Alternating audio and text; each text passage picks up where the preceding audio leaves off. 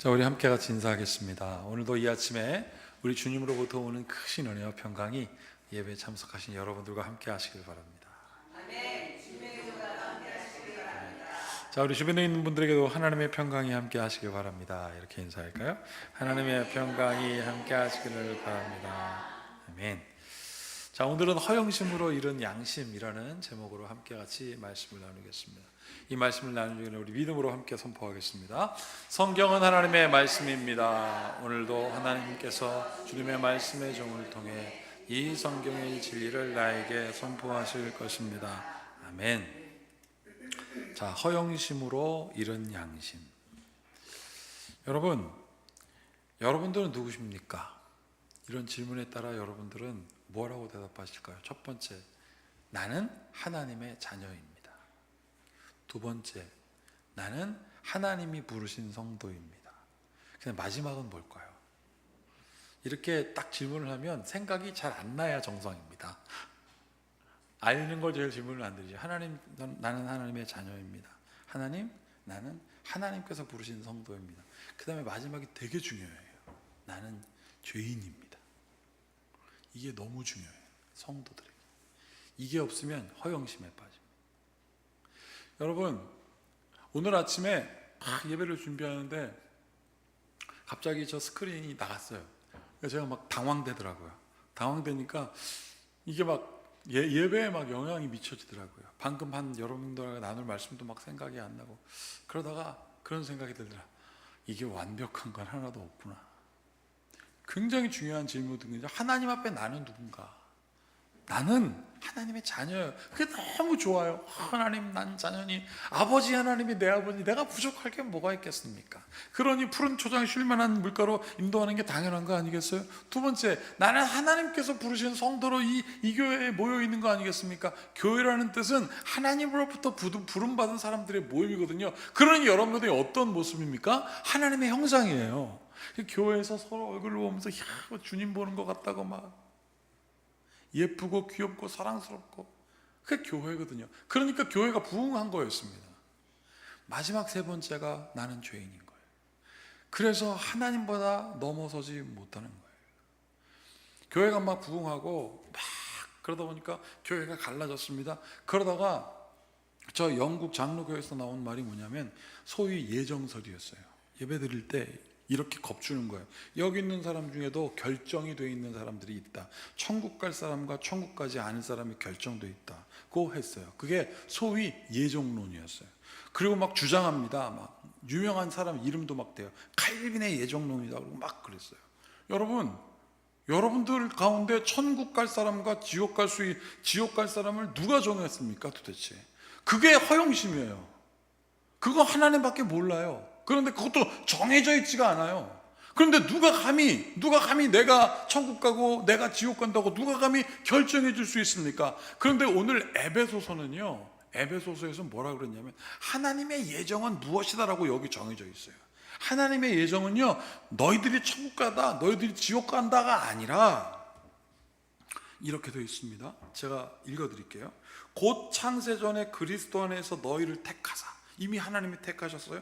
우리로 사랑 안에 그의 앞에 거룩하고 흠없게 하시려고 그 기쁘신 뜻대로 우리를 예정하사, 그리스도로 말미암아 자기 아들이 되게 하셨느니라. 이게 하나님의 예정이에요. 이 은혜를 누릴지어다. 기쁘신 뜻대로 하나님이 예정했습니다. 어떻게 예정하셨습니까? 내가 하나님의 자녀로, 그게 하나님의 자녀로 예정된 예정이지 천국 갈 거다 지옥 갈 거다 정하지 말라는 거예요. 그래서 오늘 여러분들에게 나눈 겁니다. 나는 하나님의 자녀요. 나는 하나님께서 부름받은 성도요. 나는 죄인이오니 주여 나를 매일매일 거룩하게 하여 주시옵소서. 1400년도를 우리가 소위 15세기라고 합니다. 그 15세기에 세상을 막 덮었던 인간의 문화가 있었습니다. 그거를 르네상스라고 해요. 르네상스에는 그림도 막 잘 그렸고 유명한 막 노래들이 나오기 시작했습니다. 그 르네상스를 바탕으로 나와서 막 노래가 꽃 피어지고 막 신의식도 올라가고 마하 뭐 이런 사람들 막 나온 거 아니겠어요? 그때쯤에 프랑스에 프랑스와 라블레라는 사람이 있었습니다. 바로 이 사람이에요. 프랑스와 라블레. 그 사람을 간단하게 세 개로 설명하면 신학자이고 법학자이고 의학자였습니다. 이 사람은 시골, 그것도 시골 중에서 시골에서 살았는데, 그렇게 소외된 지역에서 살았지만 아버지가 변호사였기 때문에 잘 살았어요. 그리고 그때 지식인들은 항상 신학을 공부했습니다. 그리고 법학도 공부했습니다. 이게 순서였어요. 왜냐하면 인간의 질서는 하나님이 만드셨다라고 알고 있기 때문에, 그렇게 믿고 있기 때문에 신학과 법학을 하는 게 그 지식들과 소위 얘기해서 하이 퀄리티한 사람들의 삶이었어요. 그런데 이 사람은 의학도 공부했습니다. 독특하게 의학을 공부했는데 그 의학 중에서도 약을 만드는 제약 이런 것들을 했어요. 자, 근데 당시에 인문주의가 확 발달하고 인본주의가 확 발달하니까 이 사람 생각하기에 하나님 중심으로 세상을 보니 세상의 질서 역시 하나님의 질서로 되어야 되고, 내가 의학자로 사람을 보니 어떻게 인본주의로 세상을 평가할 수 있을까? 그래서 이 사람이 그림을 그리기 시작했어요. 여러분, 소위 요즘 신문에 보면 이렇게 막 만화 캐릭터로 나오고 막 그러는 거, 그거를 이제 풍자라고 하는데, 이 사람은 신학자이자 법학자이자 의학자이자 풍자하는 작가이기도 했습니다. 이런 그림이에요. 이런 그림을, 풍자적인 그림을 라블레식이라고 합니다. 저기 보면 인간이 뚱뚱한 여자가 이렇게 웃고 있고, 옆에서 조그만 사람들이 이렇게 막 밥 먹여주고 옷 입혀주고 막 그런 이 풍자 그림이에요. 인간이 인간을 막 섬기면서 인간이 마치 뭔가 되는 것처럼 풍자한 그림입니다. 그러면서 이 사람이 뭐라고 얘기를 했냐면, 인간의 생각대로 다 되는 게 아니야. 인간이 의학이 발달하고 그래서 과학이 발달해서 마치 인본주의, 사람이 다 아는 것처럼 생각하지만 그렇지 않아. 그러면서 이런 얘기를 했습니다. 양심이 없는 과학은 영혼을 파괴할 뿐이다. 막 과학이 발달되고 약도 나오고 막 수술을 일어나고 막 이러니까 하나님이 중요하지 않아요. 그 이유가 과학이었다는 거예요. 그러면서 그 사람 얘기는, 과학에도 양심이 있다. 양심, 기준이 있다. 그 과학도 기준이 있는데 그 기준을 따라 살지 않으면 영혼을 파괴할 뿐이다. 우리의 영혼의 기준이 있다라는 뜻이에요. 여러분들의 영혼의 기준은 무엇일까요? 오늘 시편 85편 9절에서는 이렇게 얘기하고 있습니다. 다 함께 읽어볼까요? 진실로 그의 구원이 그를 경외하는 자에게 가까우니 영광이 우리 땅에 머무리이다. 진짜다 이거. 진실로 내가 너희에게 얘기할게. 그의 구원, 하나님의 구원이 누구에게 있냐면 하나님을 경외하는 자에게 어떻게 했다고 그랬습니까? 가깝다 그랬어요. 가깝다. 그러면 하나님이 여러분들과 동행하신다. 근데 그 동행을 어떻게 하느냐면요, 하나님이 그냥 막 이렇게 나타나가지고 막 그러는 것이 아니라 서로를 보면서 하나님의 뜻을 알게 했어요. 그러면서 중요한 얘기입니다. 영광이 우리 땅에 머문다. 여러분, 여기서 경외한다라는 것은 두렵다라는 뜻인데, 하나님이 막연하게 두려운 것이 아니라 우리의 삶 속에, 야, 하나님이 전능자시지, 사람은 신이 아니구나라는 거예요. 사람은 전능자가 아니구나라는 걸 깨닫는 게 경외심이에요. 근데 사람이 자꾸 하나님인 척하니까 그게 문제되는 거거든요. 그래서 제가 이 말을 히브리어로 되어 있는 성경으로 보니까 이렇게 다시 해석할 수 있더라고요. 확실하게 하나님의 구원은 어디 있냐면, 그를 두려워하는 이들의 땅에 영광의 뿌리가 되신다. 하나님을 경외하고, 와, 하나님이 전능자시지, 그 하나님께 내가 기대해서 살아야지. 여러분, 이 기대다가 믿음이에요. 의지한다는 뜻이거든요.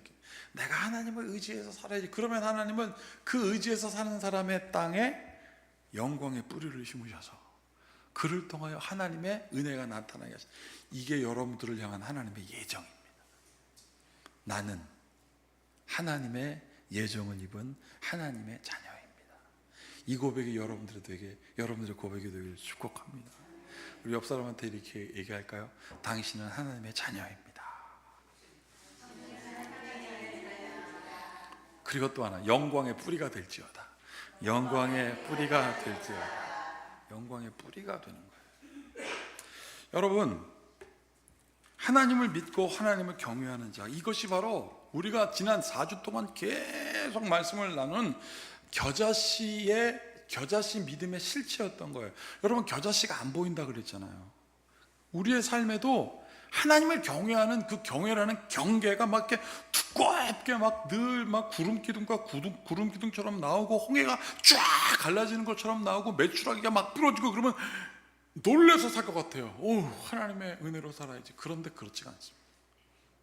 마치 이 솜꾼과 같아요. 이 솜꾼 굵은 걸 보면서 어떤 사람들은 뭐 성공이니 뭐 장수니 생각하지만 이것 때문에 우리가 잘 보이게 하려고 이렇게 하잖아요. 잘 보이게 하려고. 제가 이런 생각했어요. 믿음도 이런 거 아니겠나. 우리의 하나님을 향한 모습이 흐릿흐릿한 것 같지만 주님, 내가 하나님의 뜻대로 살아갈게요. 나로 하여금 흐릿하지만 하나님 경계를 허락하소서. 이게 마지막으로 함께 나누었던 주님, 나는 죄인입니다. 도와주세요. 그러면 어떻게 해요? 허영심을 버리게 됩니다. 여러분, 허영심이라는 말을 제가 사전에 찾아보니까 이거더라고요. 허영하여 들뜬 마음. 여러분, 어떤 사람들 있잖아요. 막 들뜬 사람들. 마치 뭔가 된 것처럼. 아니, 제가 전도사 마치고 이제 준목이 돼서 목사 안수 그 시험을 통과해서 이제 그러면 준목이 되는데 어느 청년이 딱 와서 신나갖고 찾아왔어요, 저를. 근데 주목님, 목사 안수 통과됐으니까 제가 선물 드릴게요. 그게 뭔데? 나도 막 좋아가지고 그랬더니 로또! 걔는요 신났어요. 벌써 그 로또 때문에. 아, 주목님이 그 로또 되면 교회도 개척하시고 막 그러네. 막 신났어요. 제가 처음 로또를 그때 봤어요. 됐을까요? 안 됐을까요? 안 됐죠. 제가 이 말씀 준비하다 그게 생각이 나더라고요. 허영이라는 게 뜻이 공허할 허자에다가 영광 영좌예요. 그러면 아무것도 없는 영광에 들떠서 사는 사람이 허영심. 그 사람들의 가장 두드러진 특징이 뭐냐면 내로남불. 내가 하면 로망스, 남들이 하면 불륜. 이게 허영심에 불탄 사람들의 삶의 특징이었어요. 여러분, 오늘 우리가 본문 말씀에서 만난 헤롯 대왕의 모습이 딱 그렇습니다.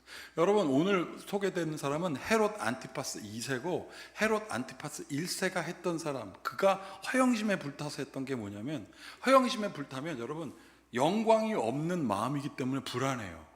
그런데 그 사람에게 소식이 들려왔어요. 예수가 태어났다. 그렇게 들려온 게 예수라는 이름도 아니었습니다. 뭐 유대인의 왕이 태어났다. 자기가 유대인의 왕인데, 분봉왕인데 태어났다고 하니까 불안했습니다. 그게 어떻게 했습니까?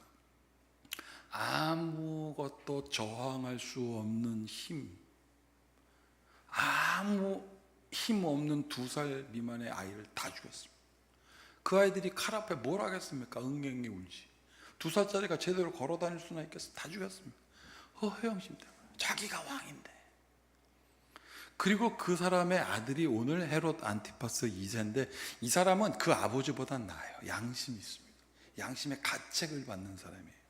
오늘 본문 말씀에서 소개하고 있습니다. 마가복음 6장 14절 보면 이렇게 되어 있습니다. 이에 예수의 이름이 드러난지라 헤롯 왕이 듣고 이르되 이는 세례 요한이 죽은 자 가운데서 살아났도다. 그러므로 이런 능력이 그 속에서 일어나느니라. 저 14절 맨 앞에 이에라는 말이 있죠. 이에라는 말은 무엇을 얘기하고 있냐면, 저 헤롯 대왕한테 소식이 들려왔어요. 회당장 야이로의 딸이 살아난 거예요. 죽었는데 살아났어요. 그런데 예수라는 사람이 그랬대요. 그러니까 이 사람은 예수라는 말에는 관심이 없고, 예수가 한 게 아니야, 세례 요한이 다시 살아났어. 두려웠어요. 무서웠어요. 15절 뭐라고 그러냐면, 어떤 이는 그가 엘리야라 하고 또 어떤 이는 그가 선지자니 옛 선지자 중에 하나와 같이 유명한 선지자가 그렇게 한다라는 얘기를 들려왔어요. 그 얘기가 들리면 이 사람은 아니야 마치 미친 사람처럼. 16절에 이렇게 되어 있습니다. 다 함께 읽어볼게요. 헤롯은 듣고 이르되 내가 목벤 요한 그가 살아났다 하더라. 무서워 죽겠는 거예요. 자기가 세례 요한을 죽였거든요. 죽이지 말아야 될 세례 요한을 죽였거든요. 착한 세례 요한을 죽였거든요. 자기의 삶의 도덕적 가책의 기준이 되어졌던 세례 요한을 자기가 죽였거든요. 그 양심의 가책 때문에 두려워서 지금 어떻게 합니까? 잡아오라고. 여러분, 사실 이 헤롯 안티파스 2세에게 있어서 세례 요한은 되게 좋아하는 스승이었어요. 막 공개적으로 내 스승입니다 하지 않아도 세례 요한은 정말 참 스승이었어요. 세례 요한이 그랬거든요. 저 헤롯의 마음을 알았어요. 헤롯, 너 지금 이복 동생 아내 좋아하지? 딱 걸린 거예요. 헤로디아요? 좋아하지. 결혼하고 싶지. 그 이복 동생 죽이면 안 돼. 뺏지 마. 근데 너무 좋아하니까 몰래 했어요. 헤롯이 그렇게 행하자 세례 요한이 얘기했습니다. 너 형사 취수법 몰라? 형사 취수 뭐냐면 형이 사 죽으면 취할 수 있다. 형수 숫자예요. 형수를 취하는 죄도. 형이 죽으면 형이 죽으면 형수를 아내로 취하는 건 맞는데 동생의 아내를 취하는 건 안 돼. 그래가지고 어떻게 했습니까? 세례 요한이 자꾸 그 얘기를 하니까 감옥에다가 숨겨놨어요. 말 못 퍼지게 하려고. 정치적으로 문제 생기니까. 그렇게 감옥에다가 숨겨놨어요. 죽이지는 못하고. 자, 그런데 그 이야기를 헤로디아가 싹 들었어요. 자기 소문나면 안 되잖아요. 근데 자기는 자기 남편 죽었지 무슨 문제가 되겠습니까? 그런데 결혼할 수 없는 사람과 결혼해야 돼요. 권력 때문에. 이게 허영심이에요. 여러분, 아담과 하와도 뭘로 죄졌습니까? 허영심. 마귀가 와서 그랬거든요. 너 하나님처럼 될 수 있어. 하나님이 아닌 자에게 하나님처럼 될 수 있어. 혹시 여러분들에게 하나님처럼 믿음을 요구한다는 사람은 가까이 가지 마십시오. 하나님처럼 믿음의 증거를 보여줘봐. 물이 좀 걸어보고. 여러분, 마귀가 예수님께 뭐라고 그랬습니까? 성전에서 뛰어내봐라. 돌로 떡을 만들어봐라. 나한테 절해라. 다 줄게. 아무것도 없는 인간이. 그 마귀가 사람이었거든요. 사랑하는 여러분, 난 이런 분별이 여러분들에게 있기를 축복합니다. 그러면 내가 하나님 앞에 죄인인 줄 알아요. 그러니까 그거 못해요. 그러니 어떻게 합니까? 하나님 도와주세요. 우상이 우리에게 오면요, 뭘로 오느냐면요, 하나님으로 와요. 이렇게 하나님, 제가 하나님의 뜻대로 살더니 하나님 복 주셨어요. 막 물질이 씌워졌어요. 그럼 하나님께 의지했더니 하나님 물질 주셨네요. 그러다 물질이 점점 없어져. 그럼 어떻게 됩니까? 하나님 왜 물질이 없어집니까? 이거는 하나님을 만번이나 바꾼 겁니다, 여러분. 우리나라가 처음에 선교사들이 왔을 때 우리나라 사람들이 부흥했어요. 왜 부흥한지 아십니까? 하나님 앞에 자기가 누군지 안 거예요. 양반, 남자, 여자들보다 낫지 않다. 하나님 앞에 다 똑같다는 것을 알았어요. 양반이 그 허영심을 내려놓고, 남자가 그 마음을 내려놓고, 부귀한 사람들이 그걸 내려놓고 교회에 나와서 주님 앞에 다 똑같으니까 부흥했었어요. 그런데 부흥해서 재산이 쌓이니까 어떻게 됐습니까? 그 다음부터 교회가 막 분열되어지고 쪼개지고 난리법석. 그래놓고 하나님께 뭐라고 그랬습니까? 하나님께 구하면 하나님께서 복 주신다. 그게 물질이었던 거예요. 난 이걸 깨닫는 여러분들에게 축복합니다. 자, 이 사람 보십시오. 헤로디아가 돈 때문에 저 사람하고 결혼했는데, 권력 때문에 결혼했는데, 저 사람이 자꾸 세례 요한한테 문제를 만드네. 그래서 헤로디아는 세례 요한이 원수가 됐습니다. 이렇게 되어 있어요. 헤로디아가 요한을 원수로 여겨 죽이고자 하였으되 죽이지 못한 것은, 그 이유를 뭐라고 설명하고 있냐면, 헤롯이 요한을 의롭고 거룩한 사람으로 알고 두려워하여 보호하며 또 그의 말을 들을 때 크게 번민하여 하면서도 달갑게 들음이더라. 여러분, 하나님 앞에 허영심이 사라진 사람의 삶의 특징이 여기 나와 있어요. 거룩하고 두려워하고 보호해주며 하나님의 말씀을 들리게 하는 사람, 그게 바로 성도입니다. 이 말씀을 새기셔야 돼요. 근데 헤로데아가 원수처럼 죽이려고 했는데 어떻게 했습니까? 이제 헤롯의 허영심을 불타올릴 시간이 있다고 왔습니다. 자, 헤롯의 생일날 자기 딸을 붙여놓고 갑자기 막 춤추게, 성경에 보면 갑자기 들어왔거든요. 막 춤추니까, 춤추라고 말이지. 막 춤추니까 좋아서 또 갑자기 얘기합니다. 뭘 줄까? 자기가 물었으면 들어야 될 거 아니에요. 물어놓고 이렇게 합니다. 뭘 줄까? 내가 우리 땅 나라의 절반이라도 너한테 줄게. 이게 그 사람 못해요. 왜냐하면 분봉하기이기 때문에. 그 가이사하고스 갖다가 줘야지 자기가 뭘 줘요. 허영심에 붙어갖고 다 줄게라고 막 헛된 얘기를 하고 있는데, 그 딸이 어떡하지? 엄마한테 가서 물으니까 헤로데가 얘기하죠. 저 원수 같은 요한을 죽이고 싶은데 방법이 지금 딱 생각나. 저 남편의 허영심을 불타오르게 해야지. 세례 요한의 목을 주세요. 지금 당장. 그러니까 이 사람이 괴로워합니다.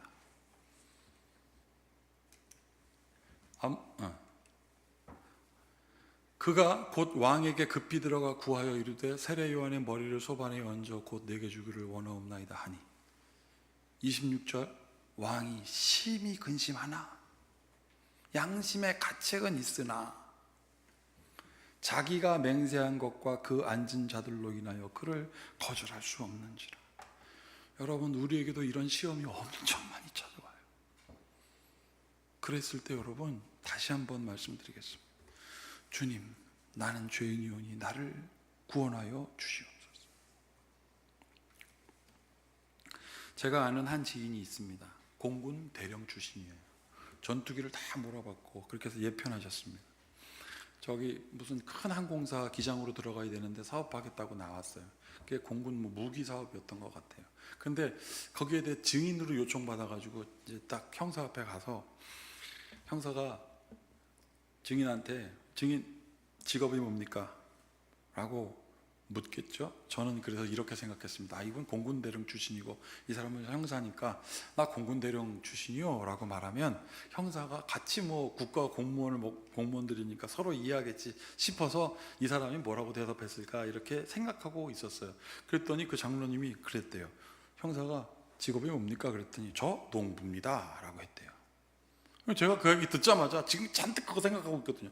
아니 장로님 공군대령 출신이라고 그러면 형사가 좀 이렇게 좀 알아서 됐을 텐데 왜 그러셨어요? 그랬더니 저를 이렇게 쳐다보면서 그분 뭐뭐뭐 이렇게 항상 얘기하는 튜거든요. 목사님 이래요. 목사님 농부가 뭐 어땠어요? 농부보다 정직한 직업이 어디 있습니까? 저한테 이러시더라고요. 제가 그때 방금까지도 아이 장로님 그거 그 공군 대령 출신이라고 하지 그랬어요. 그 말과 농부가 어떠세요? 농부보다 정직한 직업이 어딘데 그게 확 부딪혔는데 진짜 저를 누가 땅 때리는 것 같더라고요. 비가 오고 농부가 관심을 가서 잘 키우면 자라나고만 이것보다 정직한 직업이 어딨냐고. 내가 왜 난 농부인데 공군 대령이라고 얘기합니까? 맞잖아요. 여러분 그 이야기가 오늘 성경에 있더라고요. 오늘 성경에 아모스 선지자가 베델의 제사장 아마샤에게 질문을 받았을 때 한 얘기와 똑같더라고요. 여기 보세요. 아모스가 아마샤에게 대답합니다. 이르되 나는 선지자가 아니며 선지자의 아들도 아니라 나는 목자요 뽕나무를 재배하는 자로서. 여러분 보이시면 함께 같이 읽어볼까요? 양떼를 따를 때 여호와께서 나를 데려다가 여호와께서 내게 이르시기를 가서 내 백성 이스라엘에게 예언하라 하셨나니. 아마샤가 보니까 선지자 출신도 아닌데 선지자 학교에서 본 사람도 아닌데 저 사람은 왜 자꾸 예언하지? 근데 그 예언에 따라 사람들이 막 움직이네? 물은 겁니다. 너 누구야? 그랬더니 이 사람이 얘기하길 저 목자요 농사꾼입니다. 중요한 거는 하나님이 나를 부르셨습니다. 여러분 그리고 하나님께서 그를 통하여 예언하게 하셨습니다. 또 내게 보이신 것은 이러하니라. 하나님이 아모스 그 사람에게 보여준 건 그랬어요. 다림줄, 플럼이라고 하는 다림줄을 가지고 쌓은 담곁에 주께서 손에 다림질을 잡고 서셨습니다. 쇠를 달고 줄을 달고 이거 담쌓을 때 하는 거 기준을 따라. 이게 뭐예요? 경계예요. 기준. 너 양심을 지켜라. 누구에게? 당시 북이스라엘을 다스리는 여로보암에게 양심을 지켜라 라고 하신 말씀이에요. 자, 이겁니다. 양심. 선악을 판단하고 선을 명령하며 악을 물리치는 도덕의식의 경계. 특히 나쁜 행위를 비판하고 반성하는 의식. 나쁜 행위를 비판한다는 것은 뭐냐면 내가 정말 의로운가 아닌가 거울 앞에 서고 그 다음에 반성하는 의식. 하나님께 돌아오는 거예요. 맞았어요. 이게 하나님이 부르신 믿음이에요. 믿음 있는 사람은 죄를 발견하고 나의 죄를 하나님 용서하시고 돌아오게 하시면 하나님의 은혜를 입겠습니다 라고 고백하는 게 양심. 여로보암이요 북이스라엘을 다스릴 때 잘 나갔습니다. 북쪽에는 아수르가 있었고 밑에는 애굽이 있었는데 여러분 그 애굽, 그 잘 나가는 애굽이 망해가고 아수르가 군사로 엄청나게 강인데 망해가면서 이 사람에게 돈이 생겼어요. 돈이 생기니까 이 사람이 어떻게 한 줄 아십니까? 나는 관대하다. 그러면서 사마리아의 신도 오게 해라, 누구도 오게 해라, 나는 관대하다. 그러면서 심지어 뭐라고 했느냐면, 하나님 뭐가 어렵습니까? 하나님도 다른 신들에게 좀 관대하시면 어떨까요? 그러자 하나님께서 아모스에게 보여준 거예요. 다림줄, 너 기준이 없구나. 이게 얇은 실 같지만 기준이 분명하다. 그래서 어떻게 했습니까? 하나님께서 여로보암을 쳐버리시죠. 사랑하는 여러분, 나는 여러분들이 하나님을 향하여 기준이 분명하게 축복합니다. 주일날 예배 드리는 거 아무것도 아닌 것 같죠? 아니에요. 기준이. 여러분들이 예수님의 이름으로 기도하는데 왜 능치 못함이 없을까요? 예수님의 이름에 기준이 있으니까요. 여러분, 말씀대로 사는 게 왜 중요할까요? 그것이 우리의 삶의 기준이에요. 그래서 신명기에서 모세가 뭐라고 그랬습니까? 이마에 새기고 미간에 새기고 문설주에 밟고 손목에 기록하여 하나님, 내가 하나님 말씀의 기준으로 살겠습니다. 그러면 마귀가 우리를 시험하지 못합니다. 그래서 우리가 이렇게 고백할 수 있어요. 온 마음 다해 주를 찬양하겠습니다. 생명 다해 주를 쫓겠습니다. 나의 하나님, 나를 지켜주시옵소서. 나 염려하고 두려울 때도 하나님 지켜주시옵소서 라는 찬양의 고백을 할 수 있게 됨을 믿으십시오. 그래서 오늘 마지막으로 시편 기자는 이렇게 얘기하고 있습니다. 내가 하나님 여호와께서 하신 말씀을 들으리니 무릇 그의 백성 그의 성도들에게 화평을 말씀하실 것이라. 그들은 다시 어리석은 대로 돌아가지 말지로다. 진실로 그의 구원이 누구에게? 그를 경외하는 자에게 가까우니 영광이 우리 땅에 머무르리다. 아멘.